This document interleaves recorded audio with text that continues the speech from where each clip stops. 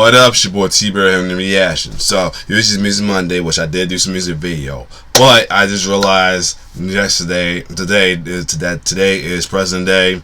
So I usually like to do special kill counts on the day based on their holidays though. So I should have did Sunday, but I had busy Sunday going on too, especially with NXT Takeover as well too. So I'm gonna do a special kill count for President Day with the movie called President Day. Remember I told you that looking through these Dead Meat videos that they had a lot of crazy, ridiculous titles for horror movies. Like they make horror movies out of anything. So I gotta see why they made a horror movie based off of President Day. So without further ado, let's check out the President Day kill count. The kill count. The movie came out in 2010. So let's get it. Hey everyone, I'm about to talk about a fun little slasher called President's Day in honor of it being, President's Day. But this takes place in a high school, and because of the recent events in Florida, that might be something that you don't really want to watch right now. I was actually really hesitant to post this video because I don't want to seem disrespectful. I know this was something I've had planned out for months now. And honestly, I'm sorry that we live in a country where this type of unspeakable tragedy happens with such regularity. Please skip this video if you think it'll upset you. And if you're ever feeling angry or alone, please call the national helpline below. And know that violence is never the answer. All right, y'all. Be good people. This is why I respect the hell out of this guy. Like, I like how he shows love for folks going on. He does kill count or anything. Like, he showed that, he's showing kill counts and stuff, that he has a heart or anything. He show love for folks like that. He did it in like another video I did too. We got two by him as well too. But crazy that this happened around the time that incident happens. Well, let's get into this kill counts though. Shout out to James H. Neese for that little intro. Welcome to the Kill Count, where we tally up the victims in all our favorite horror movies. I'm James A. Janisse, and it is often said that no matter what the holiday, you can find a horror movie for it. Exactly. Today we support that claim by looking at President's Day, made in 2010. Like most holiday-named horror movies, the plot of President's Day has little to do with the actual holiday itself. Instead, this movie's about a high school presidential election, where the candidates begin to get killed off one by one. Basically a slasher version of Drop Dead Gorgeous. Honestly, when I found this thing, I was half hoping for a Thanksgiving-level disaster, but it definitely wasn't that. Sure, the movie's cliche as hell and more than a little cheesy, and its acting is subpar at best. But then again, I just described like most slasher films, and this one did it on a fraction of the budget. Plus, it had a lot of kills that it got creative with, so let's get to them. Let's get. The movie begins with a Mount Rushmore postcard. It was sent by this chick Tara to her boyfriend Tom while she was away all summer. Now that she's back, she's eager to climb his cherry tree. But he's more concerned about missing out on some chores. If I don't finish chopping up that firewood, my dad, he's gonna kill me. I don't think that's your dad taking the axe out of that tree stump, Tom. As the unseen assailant enters the house, Tom visits Tara's Oval Office until his lip service is interrupted by a sound that's just a little too squishy. Turns out Tommy got his head split. Already! Movie right at the 2-minute mark. Nice. Damn it! Turns out to be someone dressed as Abe Lincoln, and after a single scream, Tara was also killed by the Illinois head splitter. The opening credits play over a standard this is still not look away either. Surfer rock rendition of When Johnny Comes Marching Home Again. And most importantly to the plot, posters advertising the upcoming student council presidential election. Protagonist Barry Olson strolls into science class in an ecto-cooler colored shirt and takes a seat next to the new girl at school, Joanna. Is a black guy, yes! Proposal to her via classroom note, but she's only willing to get hitched if it means he'll vote for her for student president. But the teacher, Mr. Romer, hates corrupt bargains, so he picks on Barry and tries to embarrass him by making him explain to the rest of the class the diffusion of gases. Should have known this would happen though, dude. I guess the best example would be the best part is how somebody all grown, young. That was well-known. Even though in reality, he's saying shit like this. Because when the fart leaves his butt, all the molecules are bunched together. And Olson's not just a rebel in science class. He also disrespects his government teacher, Mr. Wright, who bought his outfit at the Tucker Carlson outlet mall, by sleeping in class and telling him that his class is boring, which earns Barry a trip to the principal's office. But in actuality, he just goes and hangs out with his cop friend, Officer Kennedy. Kennedy tells Barry that if he wants to get with Joanna, he should run for student president as a way to get to know her. Barry's gonna have some stiff competition in the election, though, because this chick Chelsea Blythe is the student favored to win, even though she looks like a rejected Sherry O'Terry character. Still, she's got a pair of twin toadies and a nasty mean girl disposition that just screams stereotypical popular girl. She even cranks it up to 11 by talking shit about her wheelchair-bound competition, Maxine. Everyone thinks she's so great just because her legs don't work. Wow. What? She doesn't have to worry about Maxine being a spoiler in this race, though, because Abraham Lincoln's just walking around in broad damn daylight, chasing after her with an axe. Why after gonna she's kill told the about wheelchair girl! can't escape his patriotic wrath, he starts hacking her. Sorry, Maxine, but it looks like Lincoln is suspending his corpus. Oh, damn, really? All like presidential That's puns fucked and up. political jokes, because I've been training my whole goddamn Sure, life. you can't walk. You gonna chop a leg One of the and best fall? parts about this movie is how every death is learned about immediately by the other characters, or at least that they've gone missing, since we cut to shit. Chelsea ripping down Maxine's poster now that her campaign has been suspended. But she's still got to worry about Barry's dark horse candidacy, which is not a racial joke, it's an applicable term. Look it up if you need to. Yeah. The other candidates in the race, like this dude Eddie, who begs Barry not to run so he can win and look better on college applications. But Barry assures him he's not trying to win, he's just trying to get it in with Joanna. In the bathroom, Chelsea gets critical of Joanna's carpetbagging ways, since she just moved to town from Delaware. When one of the twins is a little confused by that, Chelsea takes the mean girl shtick just like half a step too far, man. She's from Delaware, you stupid cunt. Whoa, chill out there, lady. Hey, let me- Chelsea this is threatens my Joanna second and tells her home. to drop out of the election, or else she will bury her. And now we get the most inspired fucking character in this movie, the bass-playing principal with a baritone voice. Wow. I trust that Comfrey is piping hot. He's meeting with Officer Kennedy and Detective Kurtz, another cop who's been assigned to investigate the disappearances. Also, he's apparently such an alcoholic that he keeps a styrofoam cup full of liquor on his person at all times. The two cops hate each other right off the bat, but the principal tells them to work together to get the disappearances resolved quickly. Maybe they should start by investigating this creepy fucking janitor who has a problem with the kids, eating? Look at them. They feed their face, and they come back, feed their face again. Yeah, Be right especially back. after he mentions to Mr. Wright that he wants to put cyanide in their cheesesteaks. And Alright, hold on, I'm gonna be right back. Back, I'm like in between trying to watch Raw and this and doing this for y'all, but you know what I have to do it for y'all. So anyway, here we go. walks away with an evil laugh. Definitely the prime suspect in my book. Joanna and Barry spend their lunch reading Thomas Paine and talking about the election, specifically Barry's campaign, which is off to a stronger start than he thinks. Barry, I heard you're running for president.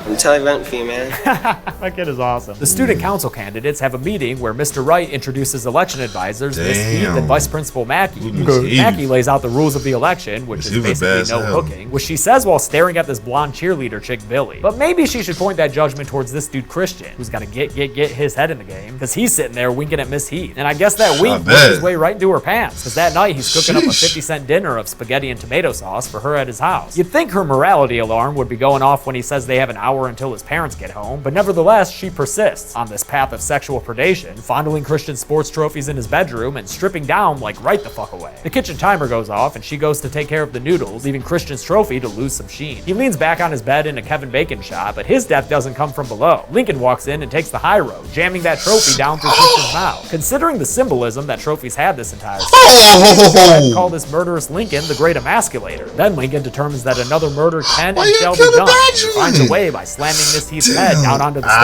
melting the skin off and leaving her face more overcooked than a box of spaghetti made by a high schooler. Again, the murders are discovered immediately and reported on the news, which Kennedy watches with a lot of trepidation, probably because, as he reveals to Barry, he's been finding incriminating notes at the scene of every murder that make it look like he's the killer. Instead of being good police by himself, he asks Barry, a friggin' high school kid, to help him with the investigation. So we get a very long montage set to like 3 too many verses of that same When Johnny Comes Marching Home Again song, wherein Barry takes redacted versions of the letters around to various students and probes them for information. His Woodward and Bernsteining eventually leads him to the janitor, because who better to trust than the guy who looks like a stand-in for Danny DeVito on the set of Batman Returns. Lucky for Barry, janitor does have a picture of who he thinks is causing all this trouble. Yep, Zombie Abe Lincoln. He lives in the fallout shelter. Oh, he must have heard about all that North Korea shit going on. Way to think ahead, Zombie Lincoln. A hippy-dippy teacher, Mrs. Frederica, encourages her class to express their emotions surrounding the recent murder spree through art. So anarchist candidate Michelle gets all edgy and draws a black hole sun to wash away the rain, while mascot performer Dennis does some touch-ups on his costume. Billy bears some cleavage and asks him to help her with her student council speech, but it looks like she's getting a head start on becoming a great orator, since that night she practices it on her own in front of the mirror while straightening her hair. But before you can say 4 years ago, Lincoln appears in her room and kills her by melting her nose off with a hair straightener. A pretty decent looking, if low budget effect. If that honestly just looks like it'd be the first step to a simple cosmetic surgery instead of a fatal injury. In the school gym, Dennis is practicing his routine and showing that he's got the moves like Jagger. When Honest Abe appears and cuts his routine short like a cherry tree, Dennis makes a pretty good point. It's the Lincoln Lambs, you doofus, not the Lincolns. Yeah, but should it be though? Lincoln knocks him to the ground and then takes his axe to Dennis's arms, cutting both of them off before moving on and cutting his legs off too. Fun fact, Dennis was played by Sean C. Phillips, who also has a YouTube channel on which he documented his weight loss of 250 pounds. And he did it without cutting all his limbs off. Nice fucking work, Sean, I mean it. Barry's chilling at home when Joanna shows up to be like, yo, I'm supposedly the first lady of this movie, so I should probably get some more screen time. She tells him that he's neck and neck with Chelsea in the election and that she's dropping out to help him win because Chelsea needs to be stopped. You've got electability. Oh, he's got electability? Why? Because it's 2010 and he's a black dude named Barry? He agrees to stay in and try to win the election as long as I ain't peeped that.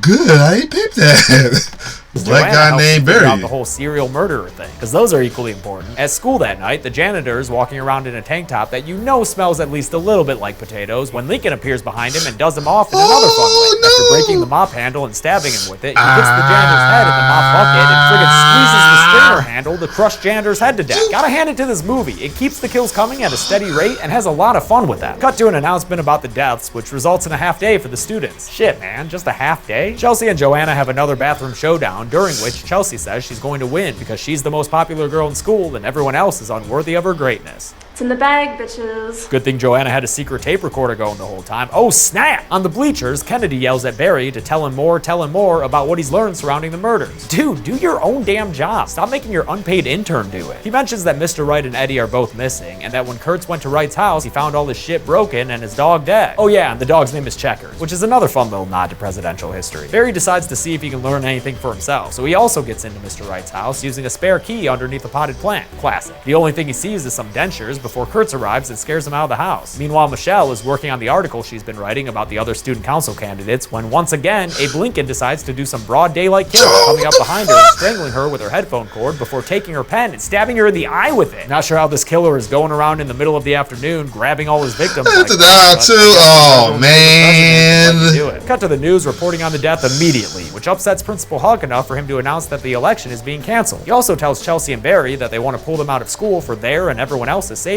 Chelsea complains it'll affect her chances at being valedictorian, so she starts a petition to reinstate the election, which worries her toadies because they don't want to get got. Maybe that's why at the end of our third bathroom scene of the movie, Toady 2 takes the tape recorder from Joanna. Looks like we've got a minion mutiny on our hands. In a fun little gag, Mrs. Frederica steals into a classroom to lay out a yoga mat and take a joint out. They gonna kill her too? Before she can begin to get zen, Lincoln appears and throws her onto a paper trimmer. The first slash cuts her throat pretty good, and the second chops her head clean off, bringing our body count into double digits and showing that pretty much any character we've seen so far is eligible to get killed. Case in point, when the principal goes to not the principal, no! He finds her dead in her chair with a pair of shit. Yeah, that lady probably only had like 2 lines and they took the time to kill her. This is a slasher that cares. Of course, Big Hug splashes coffee in the face, gives him some nasty burns, and grabs that bass guitar and impales Huck through the back of the mouth with it. Legend has it that on quiet days, you can still hear over the school intercom someone softly slapping the bass. Kennedy tells Barry that Mr. Romer, that teacher from the beginning, is the lead suspect right now because he recently quit and because he might be framing Kennedy as a way to get back at him. For what, you may ask? Last year I caught him masturbating in his classroom after school, and they almost fired him.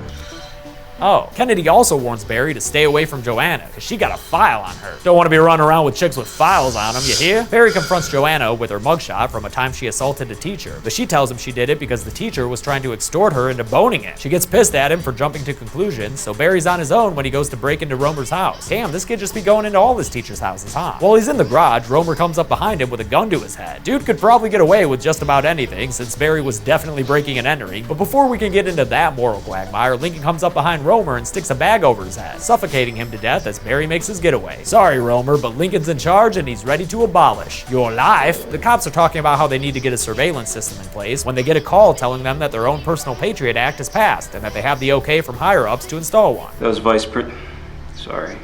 Principal Mackey. I'm glad this school passed its own 25th Amendment and has the same line of secession as POTUS. They install it in a jiffy, and when Kennedy sees Barry slinking around on one of the cameras, he heads over to find him trying to pry open the fallout shelter door. Barry tells Kennedy that it was old Abe Lincoln who's been doing all the killing, having seen Romer murdered right in front of his eyes. Kennedy doesn't believe him about the Lincoln thing, but he does tell Kurtz that an anonymous tip told him Romer was killed at home. And when Kurtz goes to check it out, he finds Romer hanging from the ceiling alongside the corpses of all the missing people. Their bodies wrecked by sulfuric acid, even though this was 2 years after Breaking Bad premiered, so the killer probably should have known to use hydrofluoric acid instead. There's also a note attached to Romer's body saying he was the one who did it all. Barry sees on the news how some of the bodies had to be identified using only dental records, and then the newscaster does a hilariously cheery throw to an anchor to end this segment about a small-town murder spree. And now for an on-the-scene report from our Lincoln High alumnus, class of '89, Lisa. Barry doesn't buy the Romer theory, but Principal Mackey says that with the murders all solved, the election is back on now, and that everyone will be voting this afternoon. When it comes time to vote, Joanna makes her move. She lures Mackey outside by saying a student is in the parking lot giving birth, which gives the twin minions,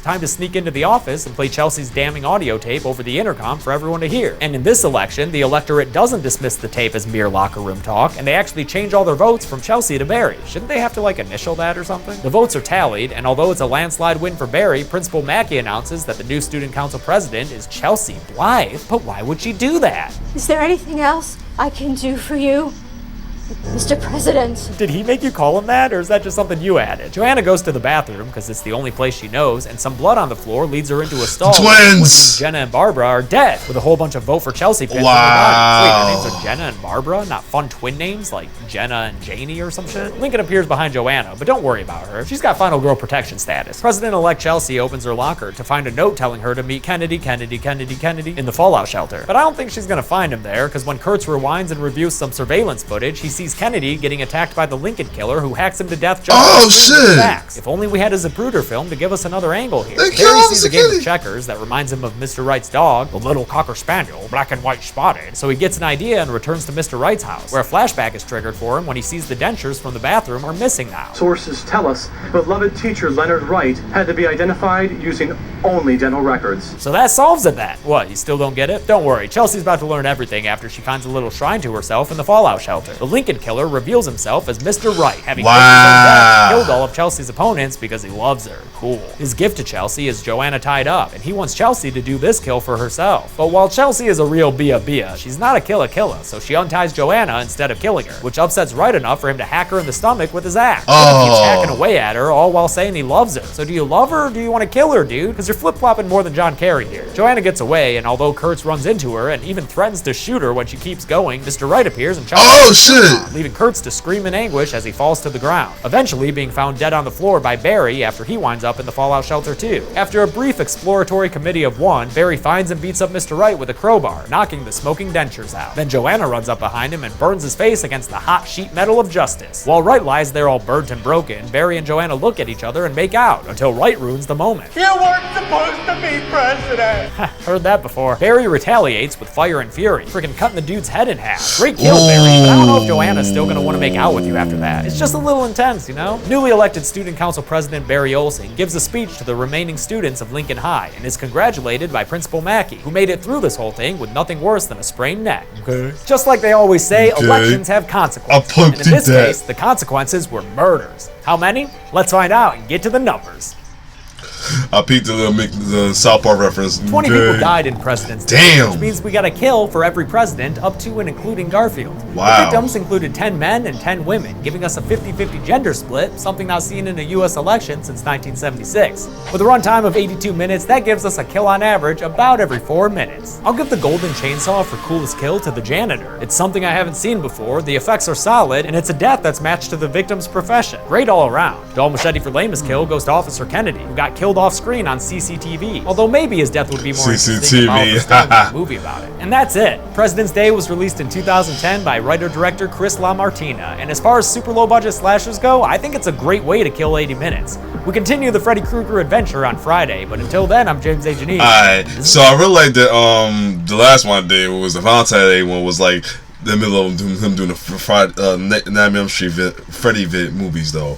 But for a low-budget ridiculous title for a horror movie, this was actually a good kill count here, for real. Now, Face Killer was horrible, but this was actually like a good stubble right here. It's actually better, even better than Solid Night, Deadly Nights. But this was good, despite being low budget. This is pretty good. Killed a lot of motherfuckers though, but definitely pretty good though. Other than that, well, I mean, it would be a good horror movie with a lot of killers in there. But other than that, If you like my reaction, like, share, subscribe to your channel. I will return. I said before, I say again, I will return to the Chucky videos. Well, I still got the Curse of Chucky and the Cold Chucky, and then watch the Chucky movies ranked, and out of the original 3, whoever's ranked the highest, I will do the kill count for it. So, it's your boy T-Bird signing off. One love.